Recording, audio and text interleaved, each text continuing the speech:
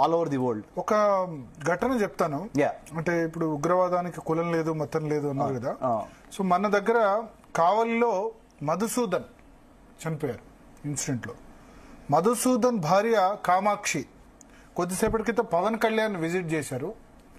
పవన్ కళ్యాణ్తో ఏం చెప్పారంటే మతం అడిగి మరి కాల్ చంపారట.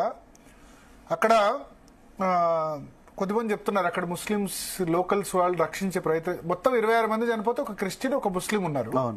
కొద్దిమంది డైవర్ట్ కూడా చేశారట ఆమె చెప్పిన దాని ప్రకారం. చాలా దీనగాథ. మధుసూదన్ సంబంధించి మన రాష్ట్రమే 26 మందిలో మన రాష్ట్రంలో ఆంధ్రప్రదేశ్ లో మన ఆంధ్రప్రదేశ్ లో నెల్లూరు జిల్లా కావాలి. ఆయన జనసేన క్రియాశీలక సభ్యుడు జనసేన పార్టీ. అందుకని పవన్ కళ్యాణ్ స్వయంగా వెళ్ళి ఆయన పరామర్శించారు. అయితే ఆ భార్య కామాక్షి ఆమె మధుసూదన్ రావు గారు సతీమణి చెప్పింది ఏంటంటే సురక్షితంగా ఉంటుందనే నమ్మకంతో విహారయాత్రకు వెళ్ళాము. ఇలాంటి దారుణం జరుగుతుందని ఊహించలేదు. ఉగ్రవాదులు నా కళ్ళ ఎదుటే నా భర్తను చంపేశారు.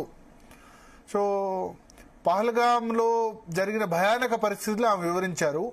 ఉగ్రవాదులు చాలా క్యాజువల్ గా వచ్చి నరమేధం సృష్టించి వెళ్లారు. సో కోవిడ్ సమయంలోనే అత్తామామ కోసం అమెరికాలో సాఫ్ట్వేర్ ఉద్యోగాలు వదులుకొని ఇక్కడి దాకా వచ్చాం. బెంగళూరు వచ్చాం.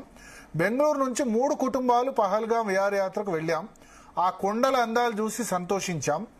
మినీ స్విట్జర్లాండ్ గా పిలిచే ప్రాంతానికి గుర్రాలపై వెళ్ళాం. అక్కడ భోజనం చేసి బయటకు వచ్చిన కొద్దిసేపటికే కాల్పుల శబ్దాలు వినిపించాయట.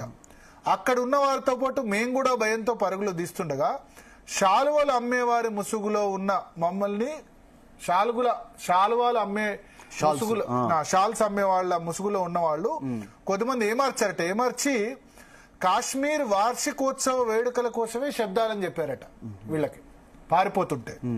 చెప్పి కాల్పుల శబ్దాలు చేరువైన సమయంలో పరుగు పెడుతుంటే పడుకుంటే కాల్చరని చెప్పారట. మీరు పడుకుంటే కాల్చరని చెప్పారట. చెప్తే వీళ్ళు పరిగెట్టడం ఆపేసి పడుకుంటే కాల్చరని చెప్పి తప్పుదోవ పట్టించారట శాలువలు అమ్మేవాళ్ళు. మీరు పడుకుంటే కాల్చరంటే వీళ్ళు పడుకున్నారట. చేతులు పట్టుకొని పిల్లల్ని నిన్ను దేవుడు కాపాడుతాడు ఏమీ కాదని నా భర్త చెయ్యి కదుపుతూ చెప్పారట. ఏం కాదు దేవుడు కాపాడుతాడు. తల పైకి ఎత్తవద్దని చెప్పారు. ఇద్దరం నేలపై చేతులు పట్టుకొని పడుకొని ఉండగా ఎవరో నడుచుకుంటూ వచ్చిన శబ్దం వినిపించిందట. హిందూనా ముస్లిమా అని అడిగారట. వాళ్ళు స్పందించలేదట. హిందువా ముస్లిం చెప్పలేదు. వెంటనే షార్ట్ సౌండ్ వినిపించింది. నా భర్త రక్తంతో నా దుస్తులు మొత్తం దడిచిపోయాయి. నా భర్తని కాల్చిన తర్వాత ఎవరైనా రక్షిస్తారని బయటకు పరుగులు తీశాను. ఎవరూ కనిపించలేదు. తర్వాత కొద్దిమంది ఆర్మీ క్యాంపుకు వద్దకి తీసుకెళ్లినట్టు తెలిపారు. ఉగ్రవాదులు అత్యంత క్రూరంగా ప్రవర్తించారు.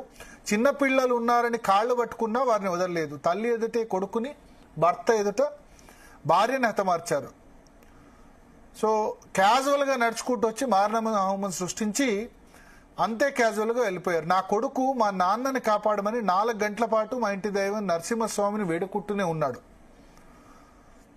భార్యాభర్తలు ఇద్దరం సాఫ్ట్వేర్ ఉద్యోగులు అని ఇప్పటి వరకు తమ కుటుంబానికి ఒకరి వద్ద కూడా చేయి జాజే పరిస్థితి రాలేదని అవి చెప్పారు.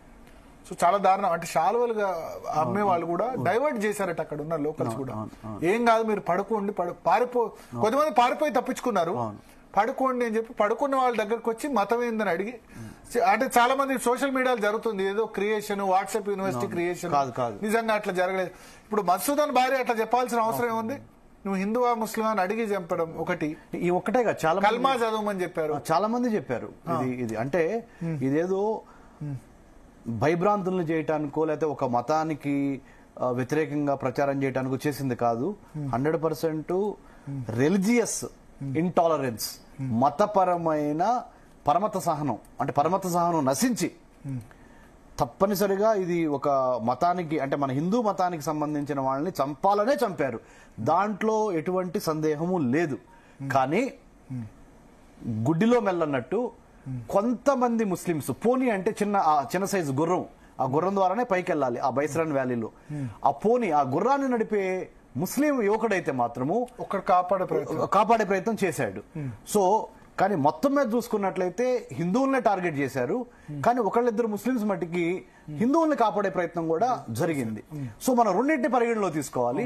కానీ 100% మనము లౌకిక రాజ్యం కాబట్టి రిలీజియస్ టాలరెన్స్ తోనే ఉండాలి. కులాలు, మతాలు, ప్రాంతాలకు అతీతంగా ఒకటే పార్టీ ఒకటే ఎజెండా, జాతీయ భద్రత. ఇప్పుడు ఒకటి అంటే నేనేమంటా అంటే